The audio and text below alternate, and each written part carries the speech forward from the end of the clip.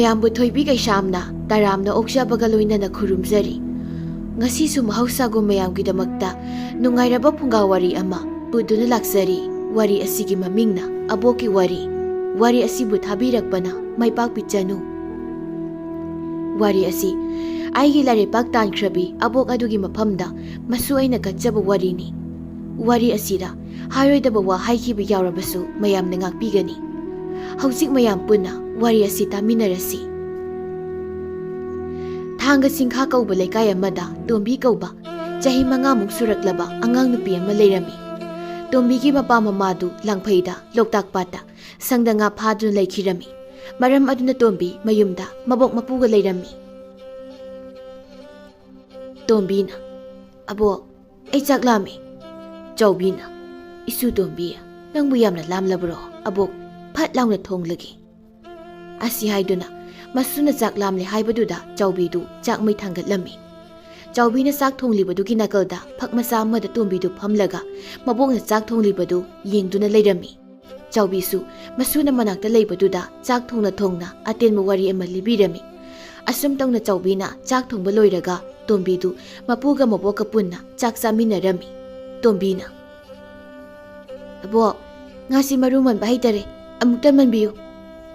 ꯑꯁꯤ ꯍꯥꯏꯗꯨꯅ ꯇꯣꯝꯕꯤ ꯃꯕꯣꯛꯇ ꯉꯥꯔꯧꯗꯨ ꯄꯤꯔꯝꯃꯤ꯫ ꯆꯥꯎꯕꯤ ꯃꯁꯨꯅ ꯄꯤꯔꯛꯂꯤꯕ ꯉꯥꯗꯨ ꯂꯧꯔꯒ ꯃꯔꯨ ꯃꯟꯕꯤꯔꯒ ꯃꯁꯨꯒꯤ ꯃꯃꯥꯡꯗ ꯊꯝꯕꯤꯔꯝꯃꯤ꯫ "ꯁꯦ ꯆꯥꯔꯨꯁꯦ." ꯇꯣꯝꯕꯤ ꯃꯕꯣꯛꯅ ꯃꯔꯨ ꯃꯟꯕꯤꯔꯒ ꯃꯃꯥꯡꯗ ꯊꯝꯂꯤꯕ ꯉꯥꯗꯨ ꯍꯔꯥꯎꯅ ꯆꯥꯔꯝꯃꯤ꯫ ꯑꯁꯨꯝ ꯇꯧꯅ ꯅꯨꯃꯤꯠ ꯑꯗꯨꯃ ꯂꯣꯏꯈꯤꯔꯝꯃꯤ꯫ ꯃꯊꯪ ꯅꯨꯃꯤꯠꯀꯤ ꯅꯣꯡꯉꯥꯜꯂꯝꯗꯥꯏꯗ ꯆꯥꯎꯕꯤꯗꯨ ꯉꯟꯅ ꯍꯧꯒꯠꯂꯒ ꯀꯩꯊꯦꯜꯗ ꯉꯥ ꯌꯣꯟꯕ ꯆꯠꯅꯕ ꯍꯣꯠꯅꯔꯝꯃꯤ꯫ ꯆꯥꯎꯕꯤ ꯃꯐꯤ ꯂꯣꯏꯁꯤꯟꯕ ꯂꯣꯏꯔꯒ ꯇꯨꯝꯂꯤꯕ ꯃꯁꯨꯒꯤ ꯃꯅꯥꯛꯇ ꯆꯪꯂꯒ, "ꯏꯁꯨ ꯇꯣꯝꯕꯤ, ꯏꯁꯨ ꯇꯣꯝꯕꯤ."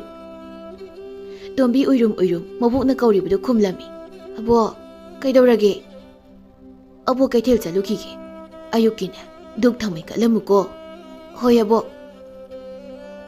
ꯆꯥꯎꯕꯤ ꯃꯁꯨꯗ ꯐꯖꯅ ꯂꯩꯔꯝꯃꯨ ꯍꯥꯏꯔꯝꯂꯒ ꯀꯩꯊꯦꯜ ꯆꯠꯈꯤꯔꯝꯃꯤ꯫ ꯅꯣꯡꯉꯥꯟ ꯊꯣꯔꯛꯂꯕꯗ ꯇꯣꯝꯕꯤꯁꯨ ꯍꯧꯒꯠꯂꯛꯂꯝꯃꯤ꯫ ꯑꯗꯨꯒ ꯃꯆꯤꯟ ꯃꯌꯥ ꯁꯦꯡꯗꯣꯛꯇꯨꯅ ꯙꯨꯛ ꯊꯥꯎꯃꯩ ꯀꯠꯂꯝꯃꯤ꯫ ꯑꯗꯨ ꯂꯣꯏꯔꯒ ꯃꯄꯨ ꯂꯩꯕ꯭ꯔꯥ ꯂꯩꯇ꯭ꯔꯕ ꯌꯦꯡꯂꯒ ꯁꯥꯟꯅꯕ ꯆꯠꯈꯤꯔꯝꯃꯤ꯫ "ꯆꯦ ꯊꯣꯏ, ꯅꯪꯒꯤ ꯐꯤꯗꯣ ꯌꯥꯝ ꯐꯖꯩ." ꯊꯣꯏꯅ, "ꯐꯖꯕ꯭ꯔꯥ? ꯑꯩꯈꯣꯏ ꯏꯃꯥꯒꯤꯅꯤ." ꯊꯣꯏꯒꯤ ꯋꯥꯗꯨ ꯇꯥꯕꯗ ꯇꯣꯝꯕꯤ ꯃꯃꯥꯏ ꯂꯨꯛꯊꯗꯨꯅ ꯂꯩꯈꯤꯔꯝꯃꯤ꯫ ꯊꯣꯏꯅ ꯃꯃꯥ ꯄꯜꯂꯛꯄꯗꯨꯗ ꯇꯣꯝꯕꯤꯗꯨ ꯃꯃꯥꯕꯨ ꯅꯤꯡꯁꯤꯡꯂꯛꯂꯝꯃꯤ꯫ "ꯇꯣꯝꯕꯤ, ꯀꯩꯗꯧꯔꯦ?" "ꯀꯩꯁꯨ ꯇꯧꯗꯦ." ꯑꯁꯤ ꯍꯥꯏꯗꯨꯅ ꯑꯉꯥꯡꯁꯤꯡꯗꯨ ꯁꯥꯟꯅꯕꯔꯣꯝꯗ ꯃꯥꯏ ꯑꯣꯟꯁꯤꯟꯈꯤꯔꯝꯃꯤ꯫ ꯑꯁꯣꯝꯗꯅ ꯇꯣꯝꯕꯤꯗꯨ ꯃꯤꯒꯤ ꯃꯌꯨꯝꯗ ꯁꯥꯟꯅꯔꯤꯉꯩꯗ ꯃꯕꯣꯛꯅ ꯀꯩꯊꯦꯜ ꯍꯜꯂꯛꯄ ꯈꯪꯍꯧꯔꯝꯗꯦ꯫ ꯆꯥꯎꯕꯤꯗꯨ ꯃꯁꯨꯅ ꯃꯌꯨꯝꯗ ꯂꯩꯔꯝꯗꯕꯗꯨꯗ ꯊꯣꯏꯍꯣꯏꯗ ꯃꯁꯨꯕꯨ ꯂꯥꯛꯄ꯭ꯔꯥ ꯍꯥꯏꯅ ꯍꯪꯕ ꯂꯥꯛꯂꯝꯃꯤ꯫ ꯇꯣꯝꯕꯤꯅ, "ꯑꯕꯣꯛ, ꯀꯩꯊꯦꯜ ꯍꯜꯂꯛꯑꯕꯣ?" "ꯍꯣꯏꯅꯦ, ꯌꯨꯝꯗ ꯊꯨꯅ ꯂꯥꯛꯑꯣ." "ꯍꯣꯏ ꯑꯕꯣꯛ." ꯑꯁꯤ ꯍꯥꯏꯗꯨꯅ ꯇꯣꯝꯕꯤ ꯊꯣꯏꯗ ꯆꯠꯂꯒꯦ ꯍꯥꯏꯔꯝꯂꯒ ꯃꯌꯨꯝꯗ ꯂꯥꯛꯂꯝꯃꯤ꯫ ꯆꯥꯎꯕꯤꯅ ꯇꯣꯝꯕꯤꯗ ꯌꯨꯝꯗ ꯂꯦꯡꯗꯅ ꯂꯩꯔꯝꯃꯨ ꯍꯥꯏꯔꯒ ꯀꯔꯤꯒꯤ ꯃꯤꯒꯤ ꯃꯌꯨꯝꯗ ꯆꯠꯂꯤꯅꯣ ꯍꯥꯏꯅ ꯉꯥꯡꯂꯝꯃꯤ꯫ ꯃꯕꯣꯛꯅ ꯉꯥꯡꯂꯤꯕꯗꯨ ꯊꯧꯁꯥꯗ ꯇꯣꯝꯕꯤꯗꯨ ꯃꯕꯣꯛꯇ ꯑꯣꯟꯁꯤꯜꯂꯒ, "ꯑꯕꯣꯛ, ꯑꯩꯒꯤ ꯍꯩꯉꯥꯟ ꯂꯩꯔꯛꯄ꯭ꯔꯣ?" "ꯂꯩꯔꯛꯏ." ꯑꯁꯤ ꯍꯥꯏꯗꯨꯅ ꯆꯥꯎꯕꯤꯅ ꯇꯣꯝꯕꯤꯅ ꯄꯥꯝꯖꯕ ꯍꯩꯉꯥꯟꯗꯨ ꯄꯤꯖꯔꯝꯃꯤ꯫ ꯆꯥꯎꯕꯤꯅ, "ꯑꯩ ꯆꯥꯛ ꯊꯥꯒꯠꯂꯨꯔꯒꯦ, ꯑꯃꯨꯛ ꯆꯠꯊꯣꯛꯈ꯭ꯔꯅꯨꯀꯣ." "ꯍꯣꯏ ꯑꯕꯣꯛ." ꯇꯣꯝꯕꯤ ꯃꯆꯤꯟꯗ ꯍꯣꯏ ꯍꯥꯏꯖꯕꯒꯤ ꯋꯥꯅꯤ ꯃꯕꯣꯛꯅ ꯏꯃꯨꯡꯗ ꯆꯪꯈꯤꯕꯒ ꯊꯣꯏꯍꯣꯏꯒꯤ ꯃꯌꯨꯝ ꯇꯝꯅ ꯆꯦꯟꯈꯤꯔꯝꯃꯤ꯫ ꯑꯁꯨꯝꯅ ꯃꯇꯝ ꯈꯔ ꯍꯧꯈ꯭ꯔꯦ꯫ ꯅꯣꯡꯃꯒꯤ ꯅꯨꯃꯤꯠꯇ ꯇꯣꯝꯕꯤꯗꯨ ꯃꯈꯣꯏꯒꯤ ꯁꯨꯃꯥꯡꯗ ꯍꯧꯔꯤꯕ ꯄꯨꯡꯗꯣꯜ ꯄꯥꯝꯕꯤ ꯃꯆꯥꯗꯨꯗ ꯀꯥꯈꯠꯂꯒ ꯁꯥꯟꯅꯔꯝꯃꯤ꯫ ꯂꯨꯈꯣꯏꯅ, "ꯏꯁꯨ ꯇꯣꯝꯕꯤ, ꯅꯪꯕꯨ ꯎꯗꯨꯗꯒꯤ ꯁꯣꯏꯗꯅ ꯇꯥꯔꯛꯄ ꯇꯥꯔꯦꯅꯦ." "ꯏꯄꯨ, ꯀꯩꯁꯨ ꯇꯧꯔꯣꯏꯌꯦ." "ꯇꯥꯔꯛꯂꯗꯤ ꯅꯈꯣꯡ ꯅꯈꯨꯠꯇꯨ ꯇꯦꯛꯀꯅꯤꯗ." "ꯀꯩꯁꯨ ꯇꯧꯕꯤꯔꯣꯏ." ꯇꯣꯝꯕꯤ ꯃꯄꯨꯅ ꯍꯥꯏꯔꯤꯕ ꯃꯌꯥꯝꯗꯨ ꯊꯧꯁꯥꯗꯅ ꯂꯩꯔꯝꯃꯤ꯫ ꯑꯗꯨꯕꯨ ꯂꯨꯈꯣꯏꯅ ꯅꯝꯗꯅ ꯇꯣꯝꯕꯤꯕꯨ ꯄꯨꯡꯗꯣꯜ ꯄꯥꯝꯕꯤꯗꯨꯗꯒꯤ ꯀꯨꯝꯊꯍꯜꯂꯝꯃꯤ꯫ ꯇꯣꯝꯕꯤ ꯄꯨꯡꯗꯣꯜ ꯄꯥꯝꯕꯤꯗꯨꯗꯒꯤ ꯀꯨꯝꯂꯛꯂꯒ ꯄꯨꯡꯗꯣꯜ ꯑꯃ ꯆꯥꯔꯝꯃꯤ꯫ ꯇꯣꯝꯕꯤ ꯄꯨꯡꯗꯣꯜ ꯆꯥꯅ ꯂꯣꯛꯇꯥꯛꯂꯣꯝꯗ ꯑꯣꯜꯂꯒ ꯌꯦꯡꯂꯝꯃꯤ꯫ ꯑꯁ, ꯑꯥꯗꯒꯤ ꯍꯤ ꯍꯣꯜꯂꯛꯂꯤ ꯃꯌꯥꯝꯁꯤꯗ ꯏꯃꯥꯍꯣꯏ ꯌꯥꯎꯔꯝꯃꯗꯤ ꯀꯌꯥꯝ ꯅꯨꯡꯉꯥꯏꯅꯤ꯫ ꯑꯁꯤ ꯈꯟꯗꯨꯅ ꯇꯣꯝꯕꯤ ꯂꯣꯛꯇꯥꯛ ꯄꯥꯠꯇ ꯍꯤ ꯍꯣꯜꯂꯤꯕ ꯃꯌꯥꯝꯗꯨ ꯃꯨꯟꯅ ꯌꯦꯡꯗꯨꯅ ꯂꯩꯔꯝꯃꯤ꯫ ꯑꯁꯨꯝꯅ ꯃꯇꯝ ꯈꯔ ꯍꯧꯈ꯭ꯔꯦ꯫ ꯇꯣꯝꯕꯤ ꯍꯣꯏꯒꯤ ꯅꯥꯀꯜꯗ ꯂꯩꯕ ꯃꯈꯣꯏꯒꯤ ꯁꯥꯒꯩꯒꯤ ꯂꯥꯏꯗꯨꯁꯨ ꯍꯔꯥꯎꯕꯒꯤ ꯃꯇꯝ ꯑꯣꯏꯔꯛꯂꯝꯃꯤ꯫ ꯂꯥꯏ ꯍꯔꯥꯎꯕꯒꯤ ꯃꯅꯨꯡꯗ ꯁꯥꯒꯩ ꯑꯗꯨꯒꯤ ꯃꯌꯨꯝ ꯄꯥꯟꯈ꯭ꯔꯕ ꯅꯤꯉꯣꯜ ꯃꯌꯥꯝꯗꯨ ꯆꯦꯕꯥꯎ ꯄꯤꯗꯨꯅ ꯆꯥꯛ ꯀꯧꯔꯝꯃꯤ꯫ ꯅꯨꯃꯤꯠ ꯑꯗꯨꯗ ꯇꯣꯝꯕꯤꯒꯤ ꯃꯅꯦ ꯑꯅꯤꯁꯨ ꯂꯥꯛꯂꯝꯃꯤ꯫ ꯅꯨꯃꯤꯠ ꯑꯗꯨꯒꯤ ꯅꯨꯡꯊꯤꯜꯗ ꯇꯣꯝꯕꯤꯗꯨ ꯐꯃꯨꯡ ꯆꯪꯁꯤꯟꯗꯨꯅ ꯇꯨꯝꯂꯝꯃꯤ꯫ ꯇꯣꯝꯕꯤꯅ ꯃꯤꯀꯞ ꯊꯣꯛꯂꯛꯄꯗ ꯑꯇꯤꯌꯥꯗꯨꯁꯨ ꯅꯣꯡ ꯃꯪꯂꯤ ꯃꯪꯂꯤ ꯇꯧꯔꯝꯃꯤ꯫ ꯇꯣꯝꯕꯤ ꯇꯨꯝꯂꯨꯕꯒꯤ ꯃꯃꯤꯠ ꯃꯅꯥꯗꯨ ꯎꯏꯔꯨꯝ ꯎꯏꯔꯨꯝ ꯇꯧꯗꯨꯅ ꯁꯨꯃꯥꯡꯗ ꯄ꯭ꯔꯞ ꯊꯣꯛꯂꯛꯂꯒ ꯃꯈꯨꯠ ꯂꯣꯜꯂꯒ ꯀꯣꯔꯧꯍꯟꯕ ꯈꯨꯔꯨꯝꯂꯝꯃꯤ꯫ ꯃꯉꯥꯡ ꯂꯨꯋꯥꯡ ꯈꯨꯃꯟ, ꯅꯁꯨꯕꯨ ꯑꯅꯥ ꯑꯌꯦꯛ ꯌꯥꯎꯍꯟꯕꯤꯅꯨ, ꯇꯨꯔꯩ ꯏꯔꯩ ꯆꯦꯜꯍꯟꯕꯤꯒꯅꯨ꯫ ꯑꯁꯤ ꯍꯥꯏꯔꯒ ꯇꯣꯝꯕꯤꯅ ꯃꯃꯥꯏ ꯂꯩꯁꯤꯜꯂꯛꯄꯗ ꯃꯅꯤ ꯑꯅꯤꯒ ꯃꯕꯣꯛꯀꯗꯨ ꯇꯣꯝꯕꯤꯗ ꯉꯛꯅ ꯌꯦꯡꯗꯨꯅ ꯂꯩꯔꯝꯃꯤ꯫ ꯇꯕꯥꯕꯤꯅ, ꯇꯣꯝꯕꯤ, ꯅꯨꯡꯊꯤꯜ ꯄꯣꯄꯣꯞꯁꯤꯗ ꯀꯔꯤꯅꯣ ꯅꯪꯅ ꯇꯧꯔꯤꯕꯗꯨꯅ? ꯍꯧꯖꯤꯛꯄꯨ ꯅꯨꯡꯊꯤꯜꯂꯣ? ꯑꯩꯗꯤ ꯅꯣꯡꯉꯥꯟꯕꯗ ꯉꯥꯏꯔꯤꯕ ꯅꯤꯡꯂꯨꯔꯦ꯫ ꯑꯗꯨꯅꯤꯅꯦ, ꯑꯩꯒꯤ ꯆꯥꯅꯕ ꯀꯩꯀꯩ ꯄꯨꯔꯛꯀꯦ? ꯇꯕꯥꯕꯤꯅ, ꯅꯪꯅ ꯆꯥꯅꯅꯕ ꯍꯥꯏꯗꯅ ꯇꯟꯒ ꯍꯪꯒꯥꯟꯒ ꯄꯨꯕꯤꯔꯛꯄꯅꯤ꯫ ꯏꯃꯨꯡꯗ ꯂꯩꯍꯧꯔꯕꯅꯤ, ꯑꯄꯥꯝꯕ ꯈꯜꯂꯒ ꯆꯥꯔꯨꯔꯣ ꯆꯠꯂꯣ꯫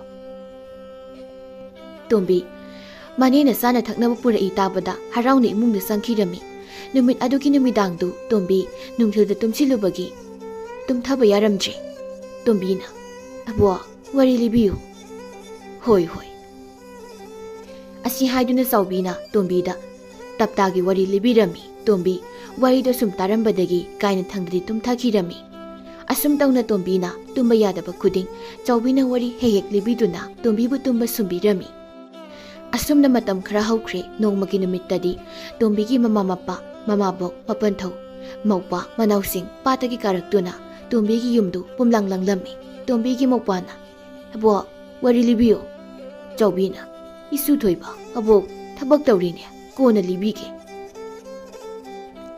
ꯑꯕꯨꯡꯉꯣ, ꯑꯩꯗꯤ ꯅꯨꯡꯇꯤꯒꯤ ꯑꯕꯣꯛꯅ ꯋꯥꯔꯤ ꯂꯤꯕꯤꯖꯥꯠꯅꯤ꯫ ꯏꯆꯦ, ꯑꯗꯨꯒ ꯀꯩꯒꯤ ꯑꯕꯣꯛꯅ ꯑꯩꯅ ꯍꯥꯏꯕꯗꯤ ꯌꯥꯗ꯭ꯔꯤꯅꯣ?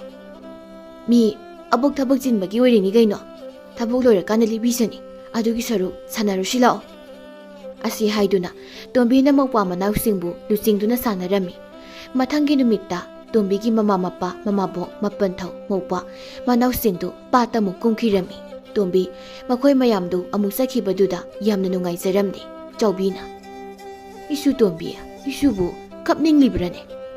ꯀꯞꯅꯤꯡꯗꯦꯗ ꯑꯕꯣꯛ꯫ ꯇꯣꯝꯕꯤ ꯃꯆꯤꯟꯗ ꯀꯞꯅꯤꯡꯗꯦ ꯍꯥꯏꯖꯔꯕꯁꯨ ꯀꯞꯅꯤꯡꯕꯗꯤ ꯌꯥꯝꯅ ꯐꯥꯎꯔꯝꯃꯤ꯫ ꯑꯗꯨꯕꯨ ꯇꯣꯝꯕꯤ ꯃꯕꯣꯛꯀꯤ ꯃꯃꯥꯡꯗ ꯀꯞꯅꯤꯡꯗꯕ ꯁꯥꯔꯝꯃꯤ꯫ ꯑꯁꯨꯝꯅ ꯃꯇꯝ ꯈꯔ ꯍꯧꯈ꯭ꯔꯦ꯫ ꯅꯣꯡꯃꯒꯤ ꯅꯨꯃꯤꯠꯇ ꯇꯣꯝꯕꯤꯗꯨ ꯇꯨꯝꯅꯤꯡꯃꯟꯗꯅ ꯅꯨꯃꯤꯗꯥꯡꯒꯤ ꯆꯥꯛ ꯆꯥꯗꯕꯤ ꯇꯨꯝꯊꯈꯤꯔꯝꯃꯤ꯫ ꯆꯥꯎꯕꯤꯁꯨ ꯃꯁꯨꯅ ꯇꯨꯝꯂꯤꯕꯗꯨ ꯇꯨꯝꯖꯔꯁꯅꯨ ꯈꯟꯗꯨꯅ ꯃꯥꯒꯤ ꯅꯨꯃꯤꯗꯥꯡꯒꯤ ꯊꯕꯛ ꯏꯪꯈꯥꯡ ꯑꯣꯏꯅ ꯂꯣꯏꯁꯤꯜꯂꯝꯃꯤ꯫ ꯆꯥꯎꯕꯤꯁꯨ ꯊꯕꯛ ꯏꯪꯈꯥꯡ ꯂꯣꯏꯁꯤꯟꯕ ꯂꯣꯏꯔꯕꯗ ꯄꯨꯈꯝ ꯃꯆꯥ ꯑꯃꯗ ꯆꯥꯛ ꯍꯥꯞꯂꯒ ꯅꯥꯀꯜꯗ ꯉꯥ ꯑꯃꯦꯠꯄꯁꯨ ꯍꯥꯞꯂꯝꯃꯤ꯫ ꯑꯗꯨꯒ ꯇꯨꯝꯂꯤꯕꯤ ꯃꯁꯨꯕꯨ ꯍꯧꯗꯣꯛꯄꯤꯔꯝꯃꯤ꯫ ꯏꯁꯨ ꯇꯣꯝꯕꯤ, ꯏꯁꯨ ꯇꯣꯝꯕꯤ, ꯁꯤ ꯍꯧꯒꯠꯂꯨꯁꯤ, ꯆꯥꯛꯁꯤ ꯈꯔ ꯆꯥꯊꯣꯛꯂꯔꯣ꯫ ꯑꯕꯣ, ꯇꯜꯂꯦꯕ꯫ ꯇꯣꯝꯕꯤ ꯎꯏꯔꯨꯝ ꯎꯏꯔꯨꯝ ꯍꯧꯒꯠꯂꯛꯂꯝꯃꯤ꯫ ꯆꯥꯎꯕꯤꯅ ꯆꯥꯛ ꯆꯥꯈꯣꯝ ꯑꯃ ꯇꯣꯝꯕꯤꯗ ꯏꯜꯂꯝꯃꯤ꯫ ꯇꯣꯝꯕꯤꯁꯨ ꯃꯃꯤꯠ ꯎꯏꯁꯤꯟ ꯎꯏꯁꯤꯟꯅ ꯃꯕꯣꯛꯅ ꯏꯜꯂꯤꯕ ꯆꯥꯛꯇꯨ ꯆꯥꯔꯝꯃꯤ꯫ ꯑꯁꯨꯝꯅ ꯃꯇꯝ ꯈꯔ ꯍꯧꯈ꯭ꯔꯦ꯫ ꯅꯣꯡꯃꯒꯤ ꯅꯨꯃꯤꯠꯇ ꯇꯣꯝꯕꯤꯗꯨ ꯑꯔꯨꯝ ꯂꯥꯏꯍꯧ ꯀꯟꯅ ꯍꯧꯔꯛꯂꯝꯃꯤ꯫ ꯆꯥꯎꯕꯤꯅ ꯐꯤ ꯑꯆꯣꯠꯄ ꯑꯃꯅ ꯇꯣꯝꯕꯤꯒꯤ ꯃꯆꯥꯗꯨ ꯅꯞꯊꯣꯛꯄꯤꯔꯝꯃꯤ꯫ ꯏꯁꯨ ꯇꯣꯝꯕꯤ,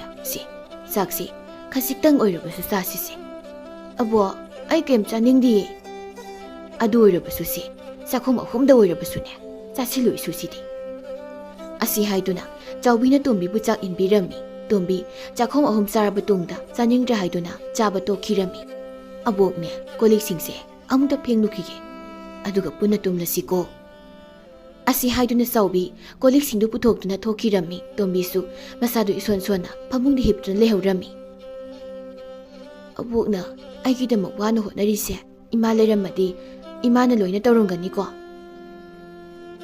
ꯑꯁꯤ ꯈꯟꯗꯨꯅ ꯂꯩꯔꯤꯉꯩꯗ ꯆꯥꯎꯕꯤꯁꯨ ꯀꯣꯟ ꯐꯦꯡꯕ ꯂꯣꯏꯔꯒ ꯃꯁꯨꯒꯤ ꯃꯅꯥꯛꯇ ꯆꯪꯂꯛꯂꯝꯃꯤ꯫ ꯆꯥꯎꯕꯤ ꯃꯁꯨꯕꯨ ꯅꯨꯡꯁꯤꯅ ꯃꯀꯣꯛꯇ ꯅꯥꯟꯊꯕꯤꯔꯒ ꯇꯨꯝꯕ ꯊꯦꯝꯕ ꯑꯣꯏꯅ ꯋꯥꯔꯤ ꯑꯃ ꯂꯤꯕꯤꯔꯝꯃꯤ꯫ ꯑꯁꯨꯝꯅ ꯃꯇꯝ ꯈꯔ ꯍꯧꯈ꯭ꯔꯦ꯫ ꯇꯣꯝꯕꯤꯁꯨ ꯃꯕꯣꯛ ꯃꯄꯨꯅ ꯀꯟꯅ ꯍꯣꯠꯅꯕꯗꯒꯤ ꯃꯁꯥꯗꯨ ꯀꯟꯈꯠꯂꯛꯂꯝꯃꯤ꯫ ꯃꯇꯝꯅ ꯁꯨꯝ ꯍꯧꯈꯤꯕꯅ ꯌꯥꯎꯁꯪ ꯃꯇꯝꯁꯨ ꯑꯣꯏꯁꯤꯜꯂꯛꯂꯝꯃꯤ꯫ ꯊꯣꯏꯅ, ꯇꯥ ꯊꯦꯝꯕꯨꯡ, ꯑꯩꯈꯣꯏꯁꯨ ꯌꯥꯎꯁꯪꯒꯤ ꯁꯪ ꯁꯥꯁꯤꯅ꯫ ꯌꯥꯏꯅꯦ, ꯁꯥꯁꯤꯅꯦ꯫ ꯇꯣꯝꯕꯤꯅ, ꯑꯗꯨ ꯀꯩꯅ ꯁꯥꯗꯣꯏꯅꯣ? ꯊꯦꯝꯕꯨꯡꯅ, ꯑꯗꯨꯒꯤꯕꯨ ꯆꯤꯡꯗꯒꯤ ꯎ ꯈꯔ ꯀꯛꯊꯔꯨꯁꯤ, ꯑꯗꯨꯒ ꯐꯨꯝꯗꯒꯤ ꯏ ꯈꯔꯒ ꯐꯥꯜꯂꯒ ꯂꯣꯏꯔꯦ꯫ ꯑꯁꯤ ꯍꯥꯏꯗꯨꯅ ꯃꯈꯣꯏ 3-4ꯗꯨ ꯆꯤꯡꯗꯒꯤ ꯎ ꯈꯔ ꯀꯛꯂꯨꯔꯒ ꯑꯗꯨꯒ ꯐꯨꯝꯗꯒꯤ ꯏ ꯈꯔꯒ ꯐꯥꯜꯂꯒ ꯌꯥꯎꯁꯪꯒꯤ ꯁꯪ ꯃꯆꯥ ꯑꯃ ꯁꯥꯔꯝꯃꯤ꯫ ꯊꯦꯝꯕꯨꯡꯅ, ꯁꯪꯁꯤꯁꯨ ꯁꯥꯕ ꯂꯣꯏꯔꯦ, ꯑꯗꯨꯅ ꯑꯩ ꯑꯃꯨꯛ ꯈꯣꯡ ꯁꯥꯟꯅꯕ ꯆꯠꯂꯒꯦ, ꯅꯣꯏꯅ ꯍꯣꯔꯦꯟ ꯅꯥꯀꯗꯦꯡ ꯆꯠꯂꯝꯗꯥꯏꯗ ꯃꯩ ꯊꯥꯔꯁꯤ꯫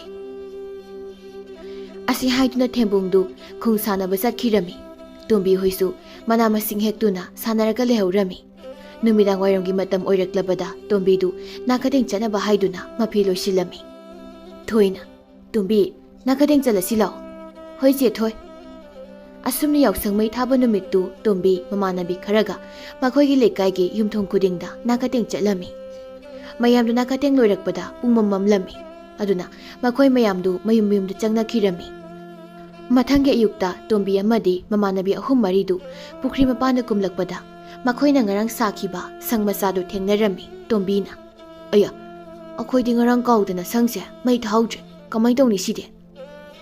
ꯍꯧꯖꯤꯛ ꯑꯣꯏꯅ ꯊꯥꯔꯒ ꯂꯣꯏꯔꯦ, ꯊꯣꯏꯅ ꯍꯥꯏꯔꯛꯄꯅꯤ꯫ ꯑꯁꯤ ꯍꯥꯏꯗꯨꯅ ꯃꯈꯣꯏ ꯑꯍꯨꯝ ꯃꯔꯤꯅ ꯁꯪ ꯃꯆꯥꯗꯨ ꯃꯩ ꯊꯥꯔꯝꯃꯤ꯫ ꯑꯁꯨꯝꯅ ꯇꯣꯝꯕꯤ ꯌꯥꯎꯁꯪ ꯅꯨꯃꯤꯠ ꯃꯉꯥꯅꯤꯗꯨ ꯂꯥꯡꯗꯨꯅ ꯅꯣꯛꯈꯦꯗꯨꯅ ꯂꯣꯏꯈꯤꯔꯝꯃꯤ꯫ ꯌꯥꯎꯁꯪ ꯂꯣꯏꯕꯒꯤ ꯅꯣꯡꯉꯥꯟꯕ ꯅꯨꯃꯤꯠꯇ ꯇꯣꯝꯕꯤ ꯃꯃꯥꯟꯅꯕꯤ ꯑꯍꯨꯝ ꯃꯔꯤꯗꯨꯒ ꯆꯥꯛꯆꯥ ꯍꯩꯖꯥꯟꯅꯔꯝꯃꯤ꯫ ꯑꯁꯨꯝꯅ ꯃꯇꯝ ꯈꯔ ꯍꯧꯈ꯭ꯔꯦ꯫ ꯅꯣꯡꯃꯒꯤ ꯅꯨꯃꯤꯠꯇ ꯇꯣꯝꯕꯤꯗꯨ ꯃꯈꯣꯏꯒꯤ ꯅꯥꯀꯜꯗ ꯂꯩꯕ ꯂꯥꯏ ꯁꯨꯃꯥꯡ ꯑꯗꯨꯗ ꯁꯥꯟꯅꯕꯗ ꯃꯈꯣꯡ ꯂꯩꯊꯦꯛꯂꯝꯃꯤ꯫ ꯇꯣꯝꯕꯤꯒꯤ ꯃꯈꯣꯡꯗꯨ ꯇꯦꯛꯄꯃꯛꯇꯤ ꯇꯦꯛꯂꯝꯗꯦ, ꯑꯗꯨꯕꯨ ꯈꯣꯡꯅꯝꯗ ꯁꯤꯡꯂꯤ ꯊꯨꯞꯄꯒꯤ ꯇꯔꯪ ꯍꯧꯅ ꯄꯣꯝꯂꯝꯃꯤ꯫ ꯆꯥꯎꯕꯤꯅ, ꯑꯩꯅ ꯍꯥꯏꯗ꯭ꯔꯣ ꯁꯥꯟꯅꯕꯗꯨ ꯌꯦꯡꯉ ꯌꯦꯡꯉ ꯁꯥꯟꯅꯧ ꯍꯥꯏꯗꯅ, ꯆꯦꯟ ꯆꯣꯡꯗꯨꯅ ꯁꯥꯟꯅꯅꯨ ꯍꯥꯏꯕ ꯅꯠꯇ꯭ꯔꯕ?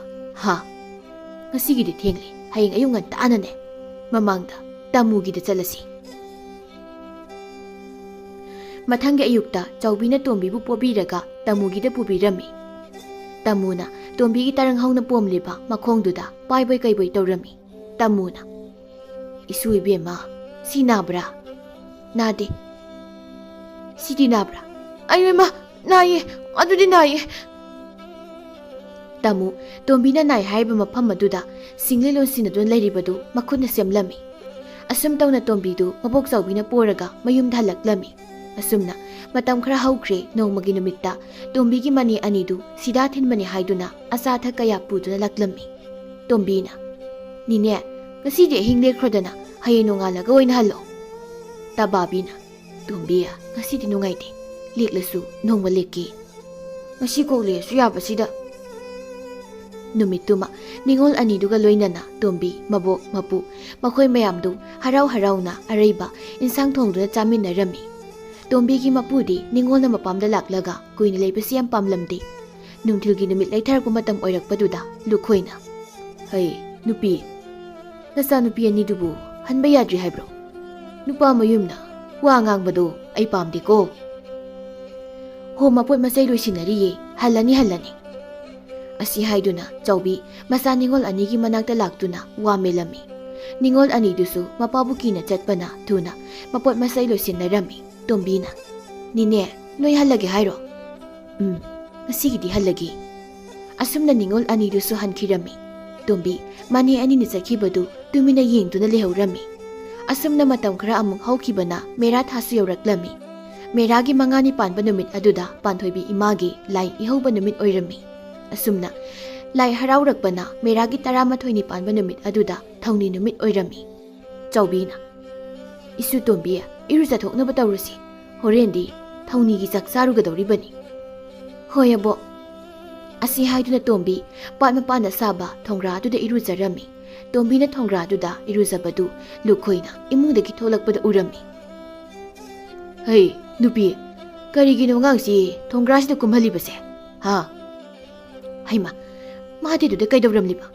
ꯑꯩꯅ ꯏꯁꯤꯡ ꯁꯣꯛꯂꯒ ꯊꯝꯂꯝꯂꯕꯗꯨꯕꯨ ꯇꯧꯒꯦ ꯍꯥꯏꯗꯗꯅ ꯊꯣꯡꯒ꯭ꯔꯥꯗ ꯑꯃꯨꯛ ꯀꯨꯝꯗꯨꯅ ꯁꯥꯟꯅ ꯂꯩꯔꯦꯅꯦ ꯃꯁꯦ꯫ ꯇꯣꯝꯕꯤ ꯃꯄꯨꯅ ꯃꯕꯣꯛꯇ ꯆꯩꯕꯗꯨ ꯇꯥꯔꯒ ꯂꯥꯟꯖꯗꯕ ꯁꯥꯗꯨꯅ ꯏꯔꯨ ꯂꯨꯖꯕꯗꯨ ꯊꯨꯅ ꯂꯣꯏꯁꯤꯜꯂꯤ꯫ ꯑꯗꯨꯒ ꯃꯐꯤ ꯑꯁꯦꯡꯕ ꯁꯦꯠꯆꯤꯜꯂꯝꯃꯤ꯫ ꯇꯣꯝꯕꯤꯒꯤ ꯃꯕꯣꯛ ꯃꯄꯨꯁꯨ ꯐꯤꯁꯦꯡ ꯁꯦꯠꯇꯨꯅ ꯏꯃꯥ ꯄꯥꯟꯊꯣꯏꯕꯤꯒꯤ ꯂꯥꯏꯁꯪ ꯇꯝꯅ ꯃꯈꯣꯏ ꯑꯍꯨꯝꯗꯨ ꯆꯠꯂꯝꯃꯤ꯫ ꯏꯃꯥ ꯄꯥꯟꯊꯣꯏꯕꯤꯒꯤ ꯂꯥꯏꯁꯪ ꯌꯧꯔꯕꯗ ꯏꯃꯥ ꯄꯥꯟꯊꯣꯏꯕꯤꯒꯤ ꯃꯤꯠꯇ ꯃꯃꯥꯡꯗ ꯑꯉꯝꯕ ꯍꯩꯔꯥ ꯈꯔ ꯀꯠꯂꯝꯃꯤ꯫ ꯅꯥꯀꯜ ꯑꯃꯔꯣꯝꯗꯅ ꯅꯨꯃꯤꯠ ꯑꯗꯨꯗ ꯁꯦꯕꯥꯎ ꯄꯤꯔꯨꯕ ꯑꯃꯗꯤ ꯊꯧꯅꯤ ꯑꯗꯨꯕꯨ ꯌꯥꯎꯕ ꯂꯥꯛꯄꯁꯤꯡ ꯆꯥꯅꯅꯕ ꯍꯥꯏꯗꯨꯅ ꯆꯥꯛ ꯊꯣꯡꯕ ꯑꯍꯨꯝꯅ ꯆꯥꯛꯁꯪꯗ ꯆꯥꯛ ꯊꯣꯡꯂꯝꯃꯤ꯫ ꯃꯗꯨꯗ ꯆꯥꯛ ꯊꯣꯡꯕ ꯑꯍꯨꯝꯗꯨꯒꯤ ꯃꯔꯛꯇ ꯑꯅꯤꯗꯤ ꯃꯄꯥ ꯃꯆꯥ ꯑꯣꯏꯔꯝꯃꯤ꯫ ꯑꯗꯨꯒꯤꯁꯨ ꯃꯊꯛꯇ ꯃꯄꯥ ꯃꯆꯥꯗꯨ ꯃꯅꯥ ꯇꯥꯊꯤꯕ ꯑꯣꯏꯔꯝꯃꯤ꯫ ꯃꯆꯥꯅꯨꯄꯥ ꯑꯗꯨꯅ ꯀꯣꯔꯐꯨ ꯑꯃꯗ ꯉꯥ ꯊꯣꯡꯕꯗꯨ ꯊꯣꯡꯕ ꯍꯧꯔꯝꯂꯒ ꯑꯊꯨꯕ ꯊꯕꯛ ꯑꯃ ꯂꯥꯛꯇꯨꯅ ꯅꯥꯀꯜꯗ ꯊꯣꯛꯂꯛꯂꯝꯃꯤ꯫ ꯆꯥꯛ ꯊꯣꯡꯕ ꯃꯄꯥꯗꯨꯅ, ꯏꯕꯨꯡꯉꯣ, ꯑꯁꯤꯕꯨ ꯆꯥꯛ ꯊꯣꯡꯕ ꯀꯣꯟꯗꯨ ꯅꯠꯇ꯭ꯔꯣ? ꯆꯥꯛ ꯊꯣꯡꯕ ꯃꯆꯥꯗꯨꯅ, ꯃꯥꯅꯦ, ꯉꯥ ꯊꯣꯡꯕꯅꯦ꯫ ꯃꯄꯥ ꯃꯆꯥꯗꯨ ꯑꯃꯅ ꯑꯃ ꯍꯥꯏ ꯑꯃꯅ ꯑꯃ ꯈꯨꯝ ꯇꯧꯔꯝꯃꯤ꯫ ꯃꯄꯥ ꯑꯗꯨꯅ ꯉꯥ ꯊꯣꯡꯕ ꯀꯣꯔꯐꯨꯗꯨꯅ ꯁꯧꯕꯗꯨ Madu uraga cheng mahi saubani khanna nga thongba du cheng sujilammi. Tombina Abwa ngachigi nga thongmasidi jagem po matare tawrisi. Asina dum henda haktro ha isu tombi. Hawe. Asi haiduna tombi du tumina chakhirami. Asumna sum haukibana mera thagi thasisu oiraklami. Numit asidi kanglay yumthong khudingda pakhangba ipa amadi sanamahi ipa anina. Mapabung sidaba irathongniba numit ama oina iratnarami. Maram aduna tombigi imungsu ayuk anganbadagi imung manung kolik wairam sidok sendokna tawrami. Numit tasilakpada tombisu makuta mayra paiduna yumgi akoibadu mayra thalami. Thoina Tombi akogi phola tahowe charusi lao. Hoi abo aise thoi hoida phola charuge. Asi haiduna tombi thoiga loinana thoi hoida phola chaba laklami. Thoi hoigi sumangdu phola chaba lakpa mina pik thalami. Thoigi mapuna phola totpa loirabada mayamdu yenduna phola charami. Tombi su phola chaba loiraga mayumda halaklami. Asumna numit aduma loikhirami mathangi numittagi hiyangai tha haurami. Aduga mathangi numit adudana ningol singna khaurang nangaijaba ningol chakauba numit oirami. Tombigi mane anisu angamba haira asa thak puduna ningol chakauba laklami. Tombina Nine kharangana lakpa yadro. Tababina Yada tawrini niya loisillingaida hekta thengdokrini. Ado nane ton hodi laklabro. Tombigi mapana Ne chaube ne ton hoisu laktri. Tababina Ho moisune maraini yaujarani. Asum tawna numin adu mayamdu harau-harauna nga thongduna hauna chaminarami. Nungthilgi matam yaraklabada lukhoina masaningol annibu angamapi amam dakina oina pirami. Tombigi mapaga mapanthaugasu adu mangai masal anigi angamba khara pirami. Masal anisu mabung anina nushina piriba dakina singdu harauna laurami. Numisu khara leitharaklabada tababidu hannaba sem sarami. Tombigi mopana Nine halage hairo neton hoi dihan risidi. Moina lamlakpanina ahing le tawba adunani nini dinakpanina ne ngasigi di halage.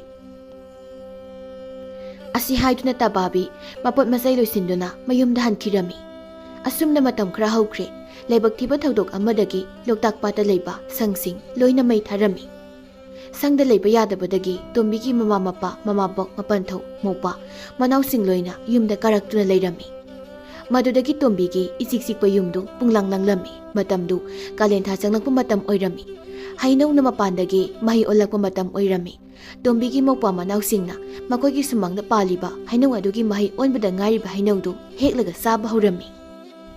Thoina Domja noigi pungdol hainaw mayamse Tombi matomta ngaringaidadi yan-yanda leibane aduba hujikti mahi pawbu onba nangdre tawrisi. Tombigi mamana Bema aduni haina mundringaida yongna kai haiduni.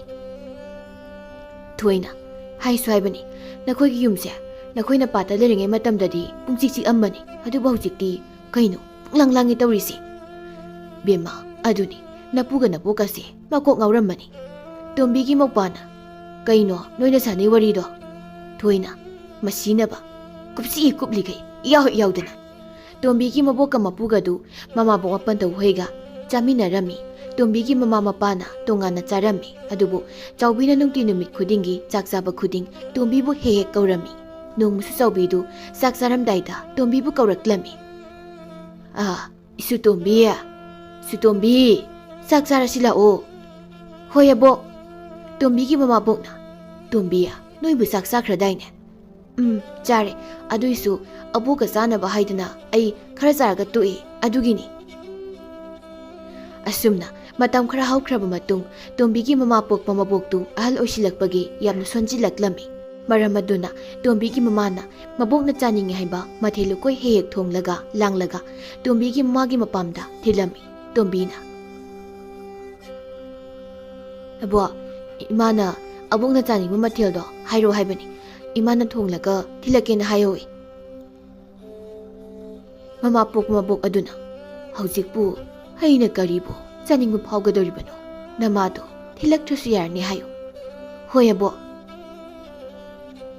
Asumna matam khara haukre nongmagi numitta Tombigi mapana patagi lang kairaga karakpada ꯇꯣꯝꯕꯤꯒꯤ ꯃꯃꯥ ꯄꯣꯛꯄ ꯃꯕꯣꯛꯇꯨ ꯂꯩꯇ꯭ꯔꯦ ꯍꯥꯏꯅ ꯄꯥꯎ ꯆꯦꯜꯂꯛꯂꯝꯃꯤ꯫ ꯃꯗꯨ ꯇꯥꯕꯗ ꯇꯣꯝꯕꯤꯒꯤ ꯃꯃꯥꯒ ꯃꯄꯥꯒꯗꯨ ꯐꯤꯉꯧ ꯁꯦꯠꯂꯒ ꯃꯄꯥꯝ ꯂꯝꯗꯝ ꯄꯥꯡꯈꯤꯔꯝꯃꯤ꯫ ꯇꯣꯝꯕꯤꯅ "ꯑꯕꯣꯛ, ꯉꯁꯤꯗꯤ ꯆꯥꯛꯇꯣ ꯑꯩꯈꯣꯏꯗ ꯑꯣꯏꯅ ꯆꯥꯔꯁꯤ, ꯏꯃꯥ ꯍꯣꯏꯁꯨ ꯂꯩꯇꯦ, ꯑꯕꯨꯡꯉꯣ ꯈꯣꯏꯅꯇ ꯆꯥꯕꯗꯣ ꯇꯜꯂꯦ." "ꯍꯣꯏ ꯍꯣꯏ." ꯑꯁꯨꯝꯅ ꯅꯨꯃꯤꯠ ꯑꯗꯨꯃꯁꯨ ꯍꯧꯈꯤꯔꯝꯃꯤ꯫ ꯇꯣꯝꯕꯤꯒꯤ ꯃꯃꯥꯗꯨ ꯃꯕꯣꯛ ꯂꯩꯇꯕꯗꯨꯅ ꯉꯥꯏꯍꯦꯟ ꯆꯥꯛꯍꯦꯟ ꯇꯧꯔꯝꯃꯤ꯫ ꯇꯣꯝꯕꯤꯅ "ꯑꯕꯣꯛ, ꯑꯩꯈꯣꯏ ꯏꯃꯥꯅ ꯑꯣꯏꯅꯥꯝꯒꯤ ꯑꯕꯣꯛ ꯂꯩꯇ꯭ꯔꯒ ꯉꯥ ꯍꯦꯜꯂꯤꯁꯤ ꯀꯩꯒꯤꯅꯣ?" "ꯏꯁꯨ ꯇꯣꯝꯕꯤ, ꯑꯣꯏꯅꯥꯝꯒꯤ ꯑꯕꯣꯛꯇꯣ ꯅꯃꯥꯒꯤꯗꯤ ꯃꯃꯥꯅꯤ, ꯑꯗꯨꯅꯅꯤ ꯅꯃꯥꯅ ꯉꯥ ꯍꯦꯜꯂꯤꯕꯗꯣ." "ꯑꯕꯣꯛ, ꯑꯩꯈꯣꯏꯅ ꯃꯤ ꯁꯤꯔꯀꯥꯟꯗ ꯉꯥ, ꯂꯐꯨ, ꯎꯇꯤ, ꯀ꯭ꯋꯥꯅꯆꯤꯡꯕ ꯍꯦꯜꯂꯤꯁꯦ ꯀꯩꯒꯤꯅꯣ ꯑꯕꯣꯛ?" "ꯏꯁꯨ ꯇꯣꯝꯕꯤ, ꯂꯐꯨꯗꯤ ꯑꯁꯤꯕꯅ ꯃꯣꯏ ꯈꯥꯡꯂꯒ ꯆꯠꯂꯤ, ꯑꯗꯨꯒ ꯂꯩꯔꯤꯕꯥꯛꯇ ꯎꯇꯤꯅꯅꯦ ꯃꯀꯣꯛꯂꯨꯏ ꯍꯥꯏꯅꯩꯌꯦ, ꯑꯇꯩꯒꯤꯗꯤ ꯑꯋꯥꯕ ꯐꯣꯡꯗꯣꯛꯄꯒꯤ ꯆꯥꯟꯅꯗꯕꯅꯤ." "ꯑꯣ." ꯑꯁꯨꯝꯅ ꯃꯇꯝ ꯈꯔ ꯍꯧꯈ꯭ꯔꯦ꯫ ꯅꯣꯡꯃꯒꯤ ꯅꯨꯃꯤꯠꯇ ꯇꯣꯝꯕꯤꯗꯨ ꯃꯃꯥꯟꯅꯕꯤ ꯑꯃꯗꯒꯤ ꯂꯩꯀꯪ ꯊꯔꯣ ꯃꯁꯥ ꯑꯃ ꯄꯨꯔꯛꯇꯨꯅ ꯃꯈꯣꯏꯒꯤ ꯁꯨꯃꯥꯡꯗ ꯊꯥꯔꯝꯃꯤ꯫ ꯇꯣꯝꯕꯤꯒꯤ ꯃꯧꯄ꯭ꯋꯥꯅ "ꯆꯦ, ꯑꯗꯨ ꯊꯥꯏꯗꯨ ꯀꯩꯅꯣ?" "ꯂꯩꯀꯪ ꯊꯔꯣꯅꯦ, ꯍꯌꯦꯡꯋꯥꯏ ꯂꯩꯀꯪ ꯊꯔꯣ ꯁꯥꯠꯂꯀꯥꯟꯗ ꯅꯨꯃꯤꯗꯥꯡꯗ ꯃꯅꯝ ꯅꯨꯡꯁꯤꯕ ꯅꯝꯅꯕ." ꯂꯥꯏꯕꯛꯅ ꯊꯤꯔꯤꯁꯨ ꯇꯣꯝꯕꯤꯅ ꯂꯩꯀꯪ ꯊꯔꯣꯗꯨ ꯊꯥꯕ ꯊꯥ 3ꯂꯣꯝꯒꯤ ꯇꯨꯡꯗ ꯅꯣꯡ ꯀꯟꯅ ꯇꯥꯗꯨꯅ ꯏꯁꯤꯡ ꯆꯥꯎꯔꯛꯂꯝꯃꯤ꯫ ꯏꯁꯤꯡ ꯆꯥꯎꯕꯗꯨ ꯈꯖꯤꯛ ꯈꯖꯤꯛꯇꯒꯤ ꯇꯣꯝꯕꯤ ꯍꯣꯏꯒꯤ ꯌꯨꯝꯒꯤ ꯙꯔꯤꯗ ꯌꯩꯔꯝꯃꯤ꯫ ꯇꯣꯝꯕꯤꯅ "ꯑꯩꯒꯤ ꯂꯥꯏꯕꯛꯁꯤꯗꯤꯕꯥ ꯄꯦꯜꯂꯕꯅꯤ, ꯑꯩꯅ ꯂꯩ ꯑꯃꯈꯛ ꯊꯥꯖꯕꯕꯨ ꯏꯁꯤꯡ ꯏꯆꯥꯎ ꯂꯥꯛꯂꯒ ꯊꯨꯝꯖꯤꯟꯈ꯭ꯔꯦ ꯇꯧꯔꯤꯁꯦ." ꯆꯥꯎꯕꯤꯅ "ꯑꯗꯨꯒꯤꯕꯨ ꯀꯔꯤꯁꯨ ꯈꯜꯂꯨꯅꯨ ꯏꯁꯨꯁꯤꯗꯤ, ꯃꯊꯪꯗ ꯑꯃꯨꯛꯅꯦ ꯅꯃꯥꯟꯅꯕꯤꯗꯨꯗꯒꯤ ꯂꯧꯔꯒ ꯈꯣꯛ ꯍꯦꯛ ꯊꯥꯎ." ꯏꯁꯤꯡꯅ ꯙꯔꯤ ꯌꯩꯔꯕꯅꯤꯅ ꯏꯁꯤꯡ ꯏꯅꯤꯜꯅ ꯇꯣꯝꯕꯤ ꯍꯣꯏꯒꯤ ꯏꯃꯨꯡ ꯃꯪꯒꯣꯜꯗꯨ ꯂꯩꯅꯤꯟ ꯀꯥꯔꯝꯃꯤ꯫ ꯃꯔꯝ ꯑꯗꯨꯅ ꯏꯃꯨꯡ ꯃꯪꯒꯣꯜ ꯂꯣꯏꯅ ꯐꯤ ꯐꯠꯇꯕ ꯃꯈꯩ ꯊꯥꯖꯤꯜꯂꯝꯃꯤ꯫ ꯑꯁꯨꯝꯅ ꯃꯇꯝ ꯈꯔ ꯍꯧꯈ꯭ꯔꯦ꯫ ꯏꯁꯤꯡ ꯆꯥꯎꯔꯝꯕ ꯑꯗꯨꯁꯨ ꯇꯞꯅ ꯇꯞꯅ ꯐꯈꯤꯔꯝꯃꯤ꯫ ꯃꯇꯝꯁꯤꯗ ꯇꯣꯝꯕꯤꯒꯤ ꯃꯄꯟꯊꯧꯗꯨ ꯃꯈꯣꯡ ꯊꯥꯡꯕ ꯆꯠꯄ ꯉꯝꯗꯕꯤ ꯍꯧꯔꯛꯂꯝꯃꯤ꯫ ꯃꯔꯝ ꯑꯗꯨꯅ ꯃꯃꯥꯕꯣꯛ ꯃꯄꯟꯊꯧ ꯍꯣꯏꯗꯨ ꯌꯥꯝꯅ ꯋꯥꯔꯛꯂꯝꯃꯤ꯫ ꯃꯔꯝ ꯑꯗꯨꯅ ꯇꯣꯝꯕꯤꯒꯤ ꯃꯄꯨꯒ ꯃꯕꯣꯛꯀꯗꯨ ꯇꯣꯝꯕꯤꯒꯤ ꯃꯃꯥꯒ ꯃꯄꯥꯍꯣꯏꯒ ꯑꯃꯨꯛ ꯆꯥꯃꯤꯟꯅꯔꯝꯃꯤ꯫ ꯇꯣꯝꯕꯤꯒꯤ ꯃꯃꯥꯅ "ꯕꯦꯝꯃ, ꯆꯥꯛꯇꯣꯝꯇ ꯊꯣꯡꯉꯣ, ꯏꯃꯥ ꯌꯦꯅꯥ ꯃꯔꯛꯇꯒꯤ ꯅꯥꯄꯤ ꯃꯌꯥꯝꯗꯣ ꯑꯃꯨꯛꯇ ꯐꯣꯏꯔꯨꯒꯦ." "ꯏꯃꯥ, ꯑꯩ ꯆꯥꯛ ꯊꯣꯡꯕ ꯇꯜꯂꯦꯕ." "ꯑꯗꯨ ꯑꯣꯏꯔꯒꯅ ꯑꯩꯒꯤ ꯈꯨꯕꯥꯛꯁꯦ ꯎꯔꯦꯗꯅ." ꯂꯨꯈꯣꯏꯅ "ꯀꯔꯤꯅꯣꯅꯦ ꯃꯧ, ꯐꯖꯅ ꯍꯥꯏꯌꯨꯅꯦ." ꯆꯥꯎꯕꯤꯅ "ꯑꯉꯥꯡ ꯑꯣꯏ ꯇꯧꯔꯤꯅꯤ, ꯍꯌꯦꯡ ꯀꯣꯟꯅ ꯆꯥꯎꯔꯒꯅꯦ ꯃꯥꯏ ꯊꯣꯡꯖꯅꯤꯗ." "ꯏꯃꯥꯒ ꯕꯥꯖꯤꯒꯅ ꯀꯟꯈꯠꯃꯟꯗꯅ ꯑꯉꯥꯡꯁꯦ ꯀꯔꯤꯝꯇ ꯍꯩꯇ꯭ꯔꯕꯅꯤ, ꯍꯌꯦꯡꯋꯥꯏ ꯃꯌꯨꯝ ꯄꯥꯜꯂꯒ ꯀꯔꯤꯝꯇ ꯍꯩꯇ꯭ꯔꯗꯤ ꯃꯃꯥ ꯃꯄꯥ ꯑꯣꯏꯕ ꯑꯩꯈꯣꯏꯅꯤ ꯆꯤꯡꯊꯣꯛꯇꯣꯏꯁꯦ꯫ ꯏꯃꯥꯒ ꯕꯥꯖꯤꯒꯅ ꯅꯁꯨ ꯅꯨꯄꯤꯒꯤ ꯑꯋꯨꯟꯄꯣꯠ ꯑꯣꯏꯅ ꯆꯠꯄ ꯌꯥꯗꯧꯔꯤꯕꯣ?" ꯆꯥꯎꯕꯤꯅ "ꯑꯗꯨꯒꯤꯕꯨ ꯀꯣ ꯏꯁꯨꯒꯤ ꯑꯋꯨꯟꯄꯣꯠ ꯑꯣꯏꯅ ꯆꯠꯄ ꯍꯥꯏꯗꯨꯅꯤꯗꯅ." ꯇꯣꯝꯕꯤꯅ "ꯇꯥꯔꯦꯗꯅ, ꯑꯕꯣꯛꯀ ꯏꯄꯨꯒꯅ ꯑꯩꯒꯤ ꯑꯋꯨꯟꯄꯣꯠ ꯑꯣꯏꯅ ꯆꯠꯅꯤ ꯍꯥꯏꯁꯦ ꯀꯩꯝ ꯍꯩꯇ꯭ꯔꯁꯨ ꯌꯥꯔꯦ." "ꯍꯩ, ꯇꯥꯅꯤꯡꯗꯦ, ꯆꯥꯛꯇꯣ ꯊꯣꯡꯗꯧꯕ ꯊꯣꯡꯂꯨꯔꯣ, ꯆꯠꯂꯣ." "ꯍꯣꯏ, ꯊꯣꯡꯉꯨꯔꯒꯦ." ꯇꯣꯝꯕꯤ ꯏꯁꯨ ꯁꯨꯒꯠꯂꯒ ꯆꯥꯛꯈꯨꯝꯗ ꯆꯥꯛ ꯊꯣꯡꯕ ꯆꯪꯈꯤꯔꯝꯃꯤ꯫ ꯑꯁꯨꯝꯅ ꯃꯇꯝ ꯈꯔ ꯍꯧꯈ꯭ꯔꯦ꯫ ꯅꯣꯡꯃꯒꯤ ꯅꯨꯃꯤꯠꯇ ꯇꯣꯝꯕꯤꯗꯨ ꯆꯥꯛꯈꯨꯝꯗ ꯆꯥꯛ ꯊꯣꯡꯂꯤ꯫ ꯃꯃꯥꯅ ꯆꯣꯡꯂꯛꯄ ꯀꯨꯏꯗ꯭ꯔꯤꯕ ꯍꯪꯒꯥꯝ ꯃꯜꯂꯒ ꯄꯣꯂꯥꯡꯗ ꯍꯥꯞꯂꯒ ꯄꯤꯁꯤꯜꯂꯛꯂꯝꯃꯤ꯫ ꯇꯣꯝꯕꯤ ꯃꯃꯥꯅ ꯄꯤꯁꯤꯜꯂꯛꯂꯤꯕꯗꯨ ꯍꯟꯅ ꯌꯦꯡꯗꯕꯤꯗ ꯎꯌꯥꯟꯗ ꯍꯥꯞꯆꯤꯟꯈꯤꯔꯝꯃꯤ꯫ ꯆꯥꯛ ꯊꯣꯡꯕ ꯂꯣꯏꯔꯕꯗ ꯃꯌꯥꯝꯗꯨ ꯏꯀꯣꯏ ꯀꯣꯏꯅ ꯐꯝꯂꯒ ꯆꯥꯔꯝꯃꯤ꯫ ꯇꯣꯝꯕꯤꯒꯤ ꯃꯃꯥꯅ "ꯇꯣꯝꯕꯤ, ꯅꯪ ꯍꯪꯒꯥꯝꯁꯤ ꯊꯠꯈꯤꯗ꯭ꯔꯕ꯭ꯔꯣ? ꯏꯃꯥꯅ ꯊꯠꯂꯒ ꯄꯤꯁꯤꯜꯂꯛꯄ ꯅꯠꯇꯕ꯭ꯔꯣ? ꯑꯩꯗꯤ ꯏꯃꯥꯅ ꯄꯤꯁꯤꯜꯂꯛꯄ ꯑꯗꯨꯃꯥꯏꯅ ꯑꯗꯨꯝ ꯎꯌꯥꯟꯗ ꯍꯥꯞꯆꯤꯟꯈꯤꯕꯅꯤ." "ꯑꯩꯗꯤ ꯆꯥꯝꯂꯒꯗꯪ ꯊꯝꯂꯝꯕꯅꯤ, ꯑꯃꯠꯇꯁꯨ ꯊꯠꯂꯝꯗꯕꯅꯤꯅꯦ."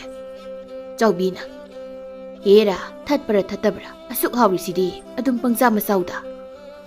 ꯑꯁꯤ ꯍꯥꯏꯗꯨꯅ ꯃꯌꯥꯝꯗꯨ ꯇꯨꯃꯤꯟ ꯃꯥꯅ ꯊꯣꯛꯄ ꯆꯥꯅꯔꯝꯃꯤ꯫ ꯑꯁꯨꯝꯅ ꯃꯇꯝ ꯈꯔ ꯍꯧꯈ꯭ꯔꯦ꯫ ꯅꯣꯡꯃꯒꯤ ꯅꯨꯃꯤꯠꯇ ꯇꯣꯝꯕꯤꯗꯨ ꯉꯟꯅ ꯍꯧꯒꯠꯂꯒ ꯏꯃꯨꯡ ꯃꯪꯒꯣꯜ ꯁꯤꯠꯆꯤꯟ ꯁꯦꯡꯖꯤꯜꯂꯝꯃꯤ꯫ ꯃꯗꯨ ꯂꯣꯏꯔꯒ ꯁꯨꯃꯥꯡꯗꯨꯁꯨ ꯁꯤꯠ ꯅꯥꯟꯅ ꯁꯤꯠꯂꯝꯃꯤ꯫ ꯃꯗꯨ ꯑꯃꯨꯛ ꯂꯣꯏꯔꯦ ꯍꯥꯏꯔꯒ ꯏꯃꯨꯡꯒꯤ ꯃꯤꯑꯣꯏꯁꯤꯡꯗꯨ ꯑꯃꯃꯝꯇ ꯑꯣꯏꯅ ꯇꯨꯝꯕ ꯍꯧꯒꯠꯅꯔꯛꯂꯝꯃꯤ꯫ ꯇꯣꯝꯕꯤꯒꯤ ꯃꯃꯥꯅ "ꯏꯕꯦꯝꯃ, ꯉꯁꯤꯗꯤ ꯏꯃꯥꯒꯤ ꯏꯁꯥꯁꯦ ꯏꯇꯦꯛ ꯇꯦꯛꯏ, ꯆꯥꯛꯇꯣ ꯅꯪꯅ ꯊꯣꯡꯂꯣ.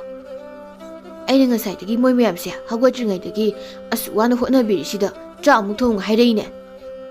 ꯑꯁꯤ ꯍꯥꯏꯗꯨꯅ ꯇꯣꯝꯕꯤ ꯌꯥꯔꯛꯇ ꯉꯪꯂꯒ ꯉꯥꯡꯂꯝꯃꯤ꯫ "ꯀꯔꯤꯅꯣ, ꯇꯜꯂꯦ ꯍꯥꯏꯔꯤꯔꯣ?" ꯆꯥꯎꯕꯤꯅ "ꯏꯁꯨ ꯇꯣꯝꯕꯤ, ꯏꯁꯨꯅ ꯊꯠꯇꯕꯤꯗ ꯊꯣꯡꯕ ꯍꯪꯒꯥꯝꯗꯣ ꯌꯥꯝ ꯍꯥꯎꯏ. ꯃꯗꯨ ꯑꯣꯏꯅ ꯊꯣꯡꯉꯨ." "ꯍꯣꯏ."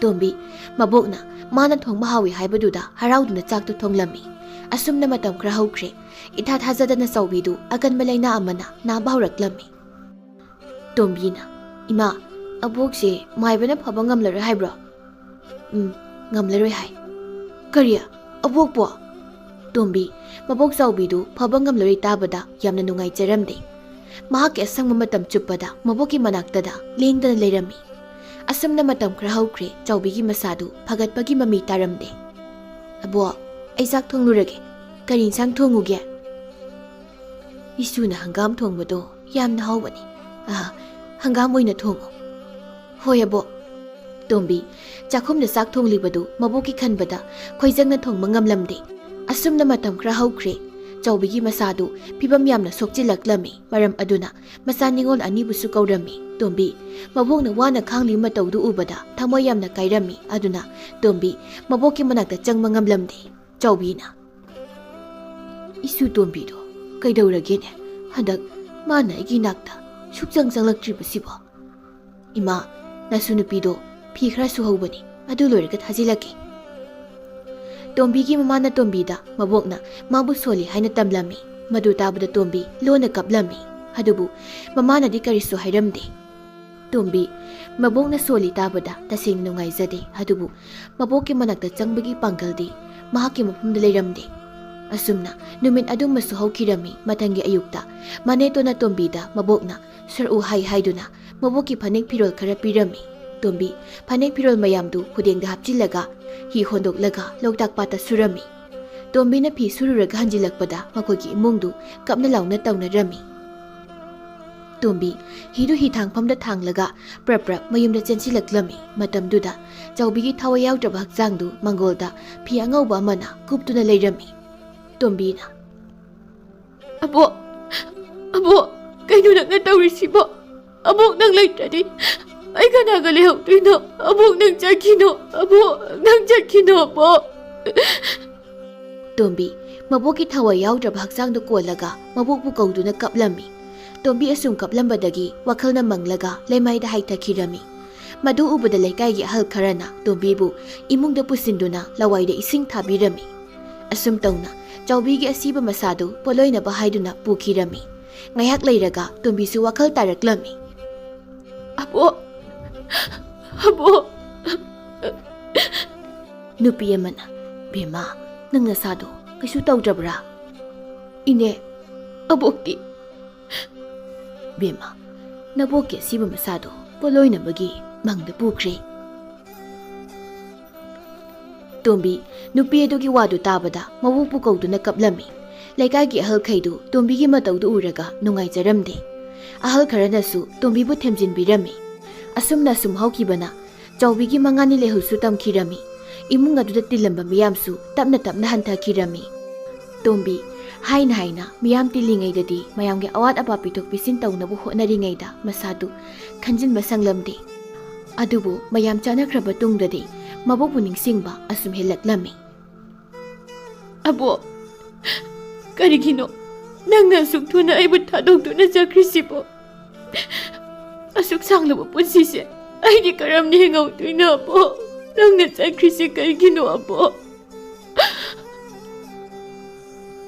Tombi mabongna khanghaudan leikhidabaduda magi taibangdu bungai kairabai khalami asumna sum leringai tanjasida ningol chakauba numisu laklami Tombi hoigidi mabok leitabana ningol chakauramde adubu numit adugi numidangda radioda masuma ben yamna nushinabagi lila ama laklami madu tarubada Tombidu mamitagi mapi takiba khanghaude Tombina abo nang leitabase ayam abo nang leitabase abo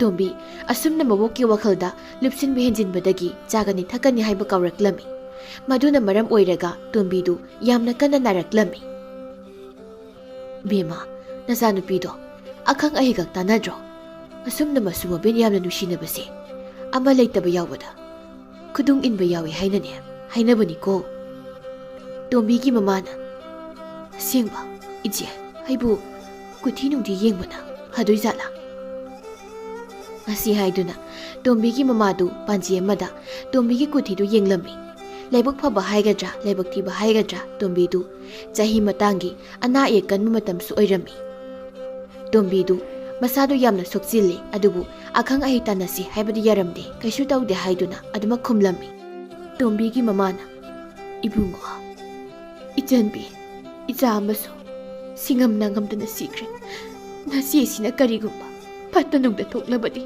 imadi nasigi matung inkrani